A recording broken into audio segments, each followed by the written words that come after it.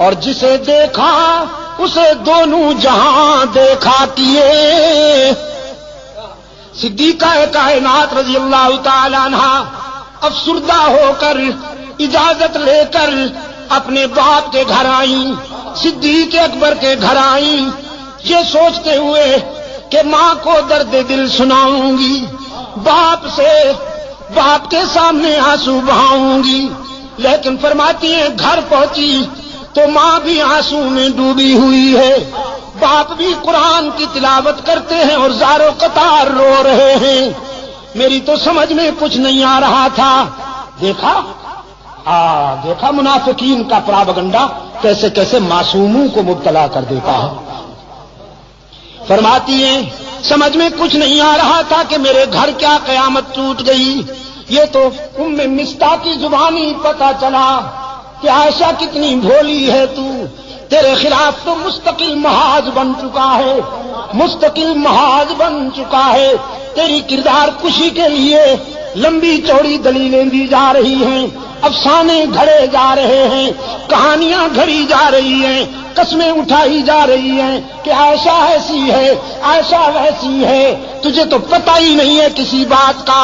فرماتی ہے میں اس قدر متاثر ہوئی کہ بے ساختہ بخار میں مبتلا ہو گئی، گھر کے اس کونے میں چلی گئی مصلی اٹھا کر جہاں مکمل اندھیرا تھا، تنہائی تھی۔ ماں نے گھبرائی ہوئی بیٹی کو مصلی اٹھا کر جاتے دیکھا، سوچا کہیں جان سے نہ مار ڈالے خود کو، پوچھا بیٹی کہاں جاتی ہو؟ عائشہ نے کہا چپ رہیے، گھبرائیے نہیں، ہائی کورٹ تو ناراض ہو گیا ہے، ذرا سپریم کورٹ کا دروازہ کھٹکھٹانے جا رہی ہوں، اب اس کے دروازے پہ آنسو بہانے جا رہی ہوں جہاں آدم روتے ہیں، زکریا روتے ہیں، ابراہیم روتے ہیں، یونس روتے ہیں اور سب کے آنسو پوچھے جاتے ہیں۔ آج اس کے محبوب کی عائشہ بھی آنسو کا نذرانہ لے کر جا رہی ہے، اللہ کی عدالت میں اپیل کرنے جا رہی ہوں، میرے معبود میرے کردار کو کوئی اور جانے یا نہ جانے، لیکن تو میرے کردار کو بھی جانتا ہے، افکار کو بھی جانتا ہے۔ یہاں عائشہ نے آنسو کی برسات میں اللہ کی عدالت میں اپیل کر دی، وہاں رحمت عالم صلی اللہ علیہ وسلم نے صحابہ کا اجلاس بلا لیا، صحابہ کا اجلاس بلا رکھا ہے میرے آقا نے۔ فرماتے ہیں بتاؤ کیا کروں، عائشہ کے معاملے میں رائے دو، کیا کروں؟ صحابہ رو رہے ہیں، کسی میں جرأت گفتار ہی نہیں، آنکھیں برس رہی ہیں، سسکیاں سنائی دیتی ہیں، آہوں کی آواز آتی ہے۔ رحمت عالم فرماتے ہیں بولو نا، عائشہ کے معاملے میں کیا کروں؟ لوگ ایسی ویسی باتیں کر رہے ہیں۔ ایک آواز آئی اللہ کے رسول، اگر عائشہ سے آپ زیادہ ہی کبیدہ خاطر ہیں، اگر آپ کا دل زیادہ دکھ گیا ہے تو آزاد کر دیجئے، نبی کو بیویوں کی کمی تو نہیں، بس یہ آواز اٹھنی تھی کہ فاروق اعظم زارو قطار روتے ہوئے اٹھ کھڑے ہوئے، عرض کیا اللہ کے رسول یہ فیصلہ تو بالکل آخری ہوگا، پہلے یہ بتائیے کہ عائشہ کو آپ کی رفیقہ حیات بنانے والا کون ہے؟ پہلے یہ بتائیے کہ عائشہ کا رشتہ منتخب کرنے والا کون ہے؟ اس نسوانی پیکر کو آپ کے خانوادہ اقدس میں بھیجنے والا کون ہے؟ پہلے یہ ہمیں بتائیے، ہم اس سے پوچھیں گے کہ تم نے کس کے لیے کون سا رشتہ منتخب کیا تھا۔ رسول کی انگلی آسمان کی طرف اٹھ گئی، اللہ کے رسول کے خاموش کنارے نے، خاموش اشارے نے بلاغت کے دریا بہا دیے، فصاحت کے سمندر معجزن کر دیے۔ رسول کی انگلی آسمان کی طرف اٹھی، فاروق کی تلوار نیام سے نکل آئی، عرض کیا اللہ کے رسول جس نے عائشہ کو آپ کے گھر میں آپ کی بیوی بنا کر بھیجا ہے، آپ کے گھر سے نکالنے کا اختیار بھی اسی کو ہے، عائشہ پر تنقید کرنے والوں کو میری تلوار کے حوالے کر دیجئے،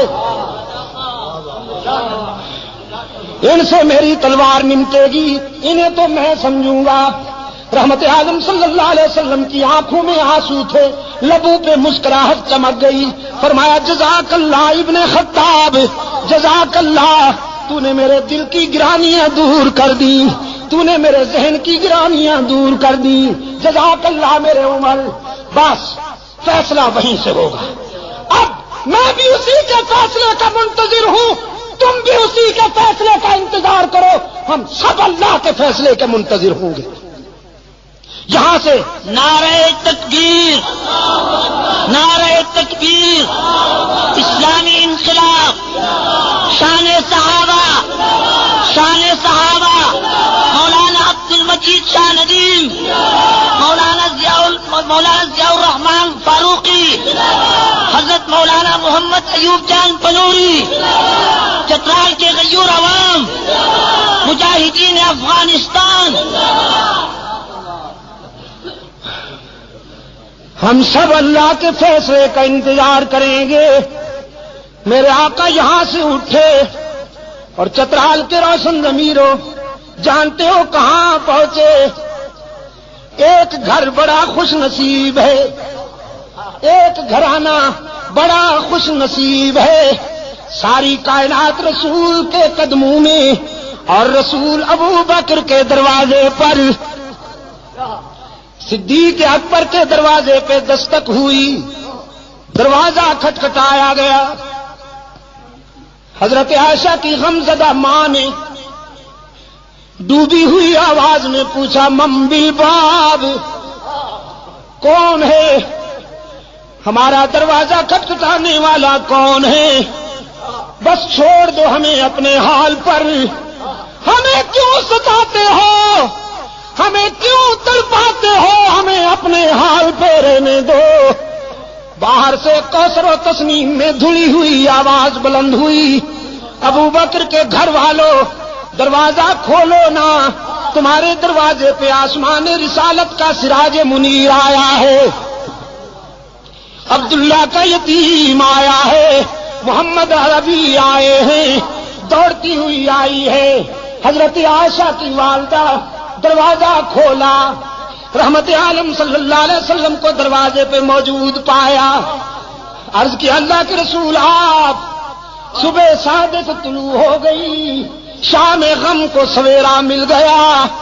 رحمت عالم صلی اللہ علیہ وسلم نے فرمایا باقی باتیں بعد میں، پہلے یہ بتاؤ میری عائشہ کہاں ہے؟ عائشہ کہاں ہے؟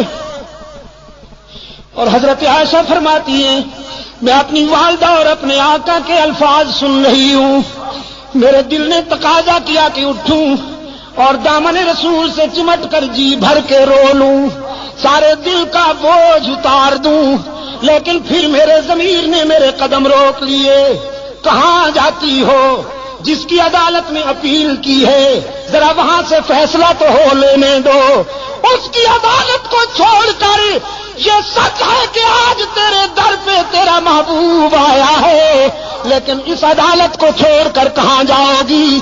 ماں نے عرض کیا اللہ کے رسول، میری بیٹی تو اسی دن سے آنسو میں ڈوب چکی ہے، بولتی بھی نہیں، کسی بات کا جواب بھی نہیں دیتی، مصلی پہ سجدے میں روتی رہتی ہے۔ رحمت عالم صلی اللہ علیہ وسلم قریب آئے، عرض فرمانے لگے عائشہ آج اپنی صفائی میں جو کچھ کہنا چاہتی ہو کہو، سننے کے لیے آیا ہوں۔ حضرت عائشہ فرماتی ہیں میرے آقا اشکو بسی و حزنی اللہ، آج میرا وہی حال ہے جو ابو یوسف کا تھا۔ فرماتی ہیں میرے غم و حزن کا یہ عالم کہ یعقوب علیہ السلام کا نام ہی بھول گیا، ابو یوسف کہہ کر گزارا کیا۔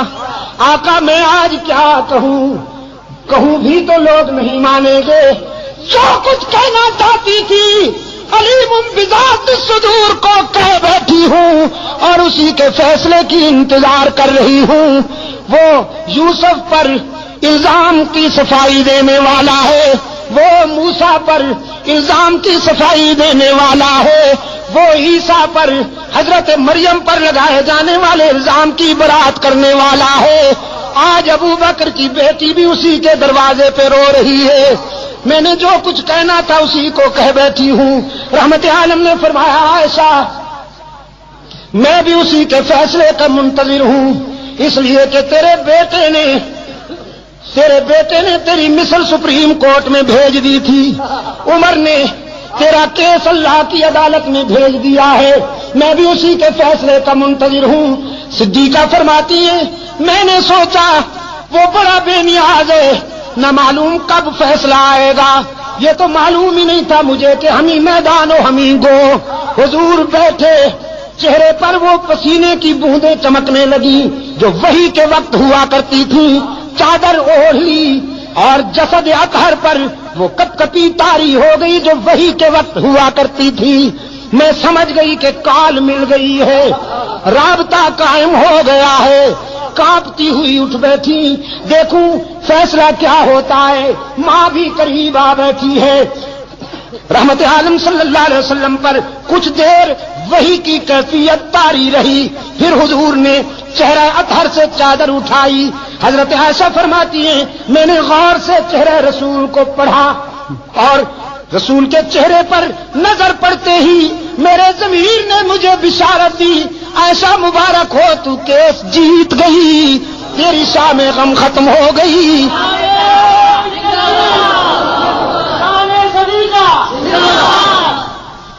اس لیے کہ رحمت عالم صلی اللہ علیہ وسلم کے چہرے پر غم و حزن کے آثار غائب تھے، راحت و مسرت کا سویرا چمک رہا تھا۔